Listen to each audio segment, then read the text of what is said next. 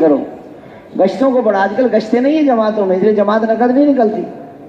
پوری تشکیل میں چڑیا کا بچہ نہیں نکالا انہوں نے. کیا تبلیغ سیکھا انہوں نے؟ جو نقد نہیں نکالنا سیکھا اس نے تبلیغ نہیں سیکھی اس نے. ہاں جی, ہمارے ساتھ وہ مول صاحب کہنے لگے, مجھے کہنے لگے جی ہمیں بھی لے چلیں تشکیل میں, ہم نے تبلیغ سیکھی. میں کہ چلیں مول صاحب, ہمارے بچوں کو استاد تھے وہ. ہم نے تراویح پڑھی, 9 بج گئے, سردی کا سا موسم تھا. میں نے کہا مول صاحب آؤ چلیں گشت میں تبلیغ تو پھرنے پھرانے سے سمجھ میں آتی ہے. رات کے بجے نا 12, مول صاحب کہنے لگے جی تبلیغ کھل گئی میرے اوپر. میں کہ مول صاحب 3 گھنٹے میں تبلیغ کھلتی ہے, آپ نے کہ تھک کے سو جائیں. میں کہ آپ, ہم رات کو 3 بجے واپس آئے, 3 بجے تک جماعت وصول ہو گئی. بندے ایسے تھے جو ملتے ہی رات کو تھے, دن کو ملتے نہیں. یہ دیکھنا پڑے گا لوگ کب ملتے ہیں. لوگ صبح صبح ملتے ہیں, ہم 9 بجے ناشتہ کر کے جاتے ہیں. تمہارا ہمیں تو آگے پیچھے کرنا ہے.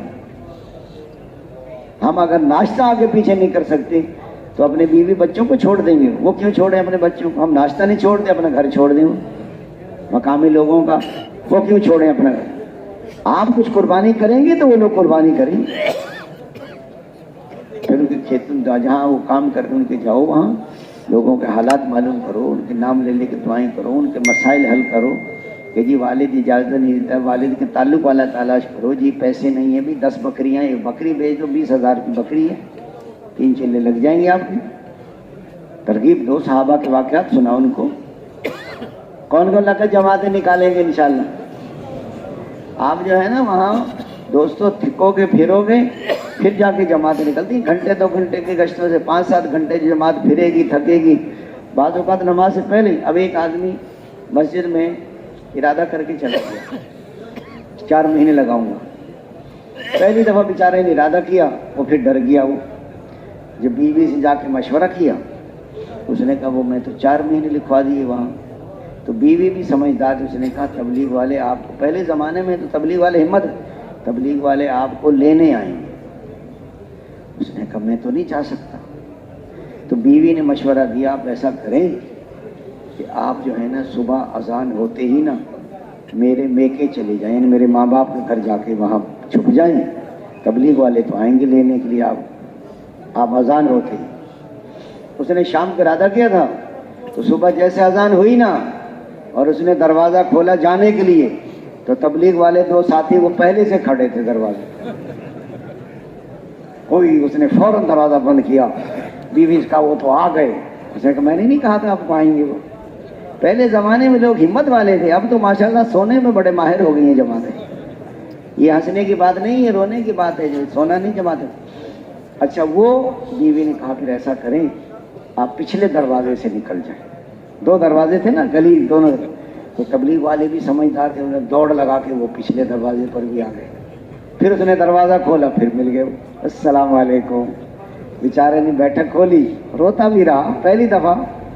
اندر بیوی بھی پریشان کرتے, ترغیب دیتے دیتے وہ 4 مہینے کے لیے آ گئے. بعد میں دعائیں دیتا تھا, اللہ بھلا کرے تبلیغ والوں کا کہ انہوں نے ہمیں انسان بنا دیا تبلیغ نے. ہاں تو دوستوں پھر وہ بھائیوں تو ہمت کرنی پڑتی ہے, پھرنا پڑتا ہے, تھکنا پڑتا ہے, بار بار جانا پڑتا ہے, کھیتوں میں, دکانوں میں, دفتر میں. اس محلے کا بندہ 10 کلومیٹر پر اس کی دکان ہے, وہاں جاؤ. یہ ہے اس محلے کا جہاں ہم کام کریں. دفتر 10 میل دور ہے, وہاں جا کے بات کرو. کھیت میں ہے, کھیت میں ہے اس محلے. لمبے چوڑے گشتوں میں نہیں, 15 کلومیٹر جماعتیں موٹر سائیکل میں, وہ کھینچی موٹر سائیکل 15 کلو. یہ نہیں, اس محلے کے لوگوں پر محنت کرو. قریب قریب کی مسجد میں کوئی ہو تو جا سکتے ہو. ہاں ویسے بکھری ہوئی آبادی ہوتی ہے نا, جہاں 2 گھر ادھر 4 گھر, ایسی جگہوں پر 1 کلومیٹر 1.5 کلومیٹر تک گشتیں کر سکتے. ان کے مسائل سلجھاؤ. اس لیے ان کو منت کرو, خوشامد کرو. ملکوں کی جماعت بن جائے, تفقد کراؤ. اندرون سال کی جماعت بن جائے, اس کو بھیجواؤ. چلے 4 مہینے جماعت کو ہدایات نہیں دینی, ان کو مرکز بھیج دو.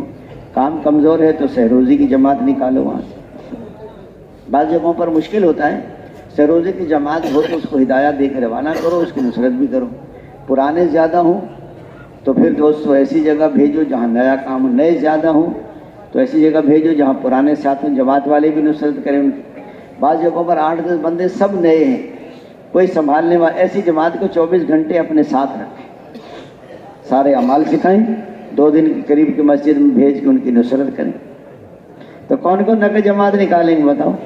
ہاں، پھرنا پڑتا ہے، تھکنا پڑتا ہے دوست میرے کو بھائی، دین کے لیے تھکو گے، اللہ دنیا کے لیے نہیں تھکا، اور دین کے لیے پھرو گے پھر دنیا کے لیے نہیں پھرو، دین کا غم لگ جائے گا تو دنیا کا غم نکل جائے گا۔ اس لیے فرمایا آپ حضرات سارے مل جل کے، جماعت نہیں نکلی، سر جوڑ کے بیٹھو، محنت میں کمی ہے، دعاؤں میں کمی ہے، فکر میں کمی ہے، کوئی غیبت تو نہیں ہو گئی، تو اس لیے اپنے اندر کمیاں تلاش کرو۔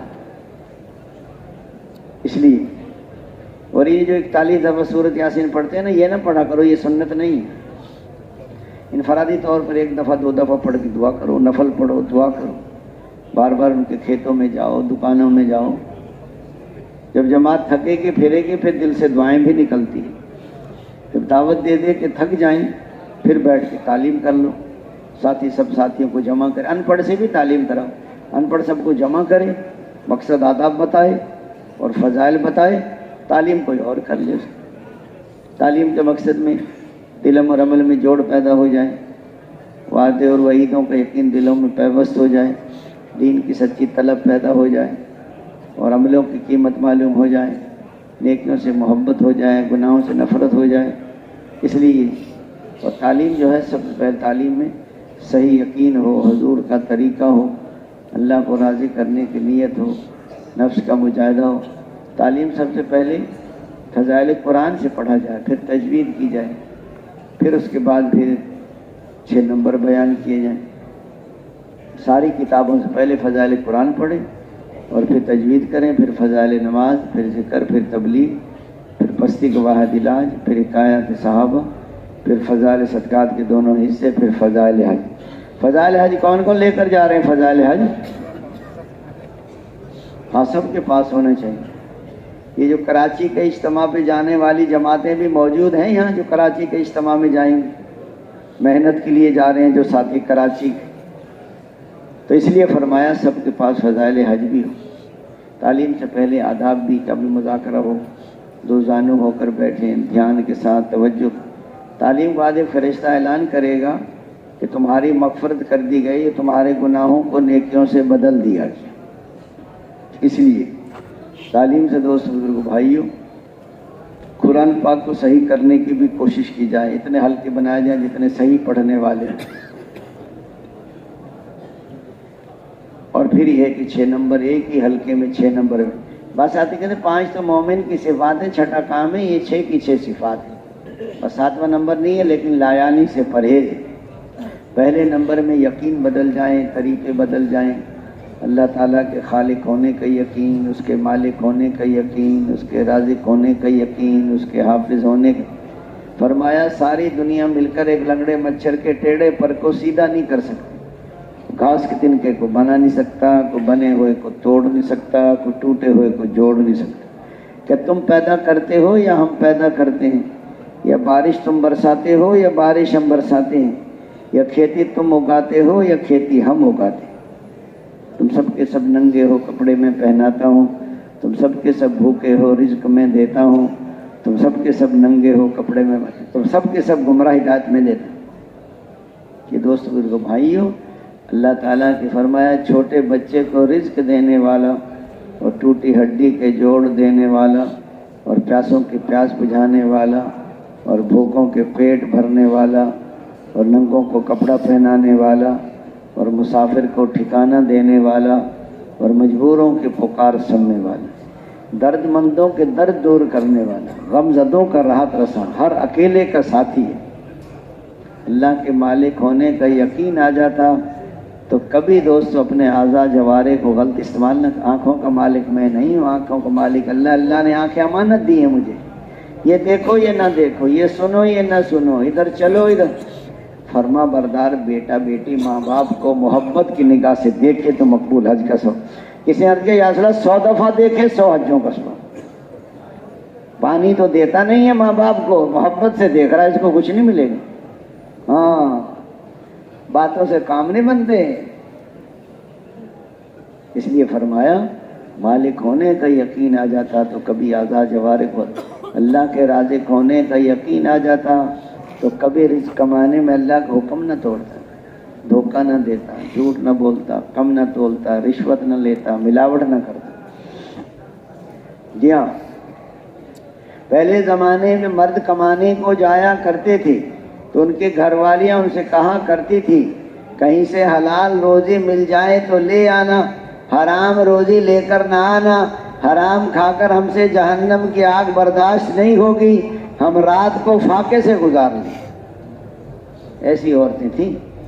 حضرت ابن عباس رضی اللہ عنہ حج کے سفر پہ جا رہے تھے، ان حاجیوں میں سے ایک آدمی مر گیا، اس کا قبر کھودی تو سانپ نکلا، پھر قبر کھودی تو سانپ نکلا، پھر قبر کھودی تو سانپ، فرمایا سانپ کے ساتھ ہی دفن کرو۔